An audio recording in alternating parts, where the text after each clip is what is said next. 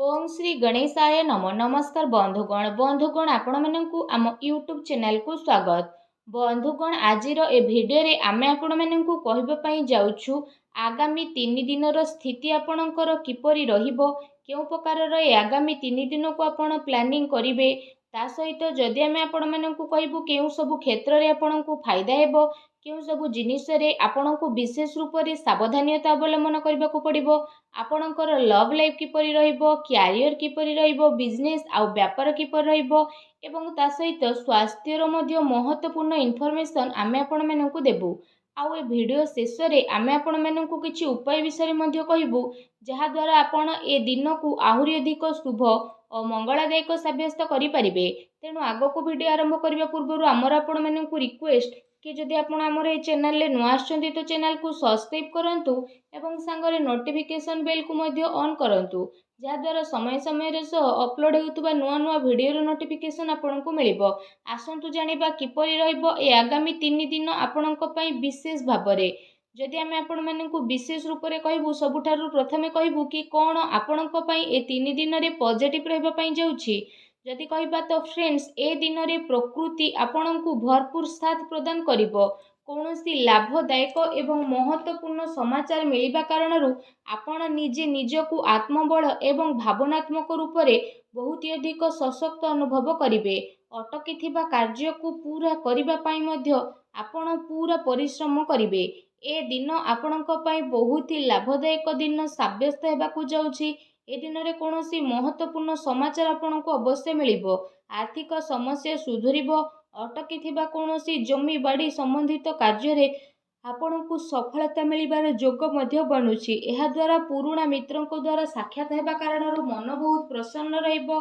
सुख सुविधा भली जिनिस को आपण किणा किणी करिके निजर टाइम को स्पेंड करिवे। निजर प्रतिभा आ क्षमता को बुझंतु। यह द्वारा आपणको व्यक्तित्व रे आहुरी अधिक निखार देखिबाकू मिलिबो तथा समाज रे आपणकर छवि मध्य बढ़िबो। ए दिन आपणकर व्यस्तपूर्ण रहिबो, कामर अधिक बोझ रहिबो, किंतु सफलता मिलिबा द्वारा थकापण आपणको हेबो नाही एवं उत्साह मध्य आपणकर बनिकी रहिबो। घरे बंधु को आगमन द्वारा मौज मजलिस रे टाइम को स्पेंड करिवे। निजर योजना को सफल बनेकी रखिबा पई ए दिन आपणको पई बहुत ही उत्तम रहिबो। काफी लंबा टाइम रु चली आसुथुबा कोनोसी प्रॉब्लम रु आपणको मुक्ति मध्य मिली जिवो, जहा पई आपण निजे निजकु चिंता मुक्त विशेष रूप रे अनुभव करिवे एवं आर्थिक मामला रे ठोस एवं महत्वपूर्ण निर्णय आपणक पई लाभदायक सिद्ध हेबो। समस्तंकर चाल आपणक सपक्षरे रहइबो एवं एहार आपण भरपूर उपयोग मध्य करिवे। आपणक भितरे कार्य प्रणाली कारणरू आपण समस्तंक प्रशंसार मध्य पात्र होई जिवो, किंतु कौनसी भी कार्य बा योजना पूर्वरु रूपरेखा अवश्य बनंतु। एहा आपणक पई बहुत ही भल रहिबो। अनेक प्रकारर सफलता ए दिन रे आपणकु अवश्य ही प्राप्त हेबाकू जाउछि। ता सहित आसंतु जानिबा आपणक पई कोन ए दिन रे नेगेटिव रहिबो। निजर क्रोध एवं तरतर भली जेपरि स्वभाव रे आपण नियंत्रण रखंतु। कौनसी संबंधित बा पड़ोसी सहित वाद विवाद भली स्थिति आपणकर उत्पन्न हेबो। उचित हेबो कि निजर कार्य उपरे आपण ध्यान दियंतु। अन्यर अजथा कथा को नजर अंदाज करंतु। मन रे किछि भूल बुझामणा बा आशंका हेबार विशेष रूप रे संभावना रहिछि। निजर स्वभाव रे नियंत्रण रखंतु, कारण केबे केबे आपणकर क्रोधपूर्ण बाणी अन्य को आहत मध्य करि पारे।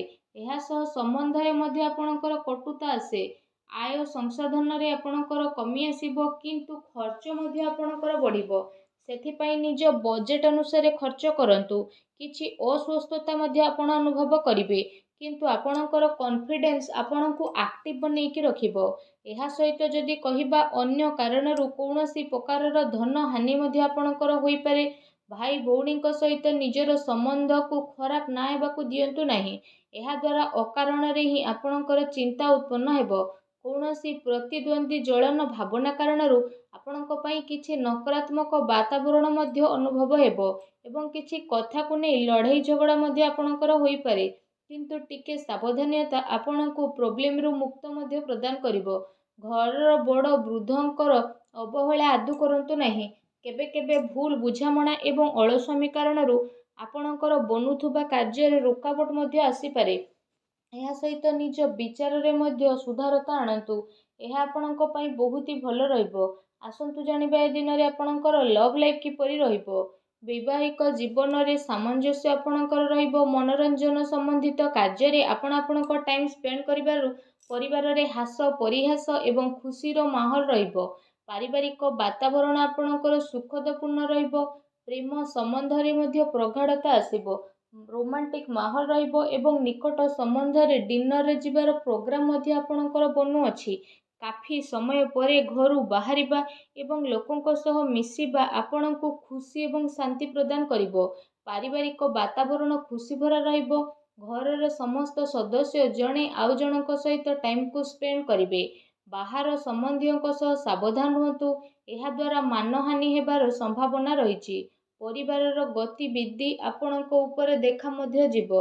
କାହିଁକି ନା କାମର ବ୍ୟସ୍ତତା ପରେ ଆପଣ ପରିବାରକୁ ଟାଇମ୍ ଦେଇପାରିବେ ନାହିଁ।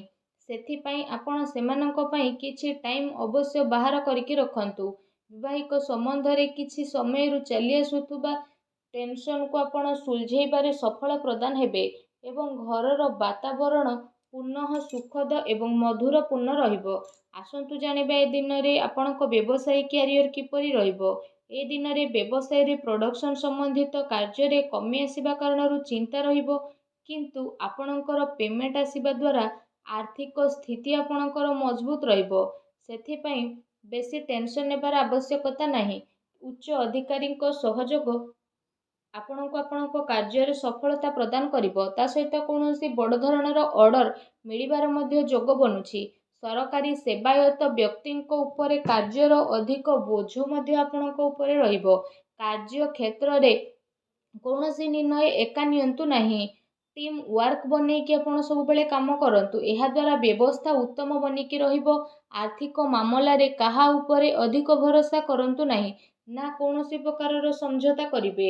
ବ୍ୟବସାୟିକ କ୍ଷେତ୍ରରେ ଆପଣଙ୍କୁ ଆପଣଙ୍କର ପରିଶ୍ରମର ଅନୁରୂପ ବହୁତ ଭଲ ପରିଣାମ ମଧ୍ୟ ହାସିଲ ହେବ।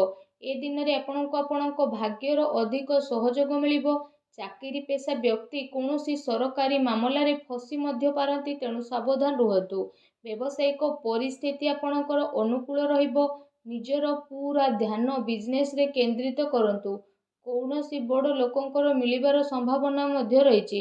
ବ୍ୟବସାୟିକ ଗତିବିଧି ସମ୍ବନ୍ଧିତ ଯୋଜନା କୌଣସି ବାହାର ବ୍ୟକ୍ତି ଆଗରେ ଆପଣ ସେୟାର କରନ୍ତୁ ନାହିଁ। କେହି ଏହାର ଅନୁଚିତ ଉପଯୋଗ ମଧ୍ୟ କରିପାରେ ଏବଂ ଅର୍ଡର ସମ୍ବନ୍ଧିତ ସବୁ କାର୍ଯ୍ୟରେ ପକ୍କା ବିଲ୍ର ଆପଣ ଉପଯୋଗ କରନ୍ତୁ।